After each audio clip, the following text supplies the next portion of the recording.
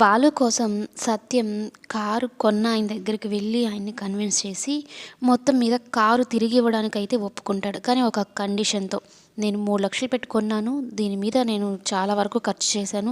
4,00,000 ఇచ్చేయండి sir car ఇస్తాను అంటే, అంత నేను ఇచ్చుకోలేను అని చెప్తే 3,500,000కి మాట్లాడుకుంటారు.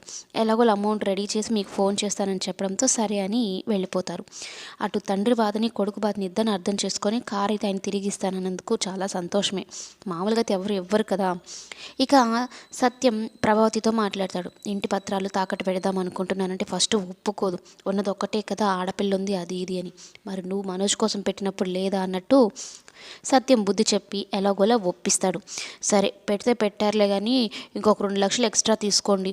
మీ హాస్పిటల్ అప్పుడు నేను ఒంటి మీద ఉన్న నగలన్నీ ఒలిచిచ్చాను. ఆ బాలుగాడు తాకట్టు పెట్టాడు. అవి కూడా తెచ్చేసేయండి. ఎన్ని రోజులని ఇలా ఉండాలి అంటే, సరే తెస్తానులే అనైతే చెప్తూ మనస్ఫూర్తిగా ఒప్పుకున్నట్టే కదా అనైతే సత్యం అడుగుతాడు. ఒప్పుకున్నట్టేలే అనేది అంటూ ఉంటే, మరి నవ్వుతూ చెప్పొచ్చు కదా మనస్ఫూర్తిగా అంటే నవ్వుతూ చెప్తుంది. బాలు కోసం నేను ఏమీ చేయలేదు. వాడు ఎప్పుడు ఇంటి గురించి ఆలోచించాడు. రవి వాడి జీవితం వాడు చూసుకున్నాడు. ఈ మనోజ్ వాడేదో ఇప్పుడు జాబ్ ఏదో చేసుకుంటున్నాడు. డబ్బులని తగిలేసినా కూడా బాలుకే కదా ఇప్పుడు ఏం మంచిగా లేదు. రోడ్డున పడిపోయాడు వాడు అంటే, సరేలేండి మీ ఇష్టమే లేండి అంటూ ఒప్పుకుంటుందన్నమాట. ఇంకా భార్య ఒప్పుకోవడంతో సంతోషంగా ఉంటాడు సత్యం కూడా.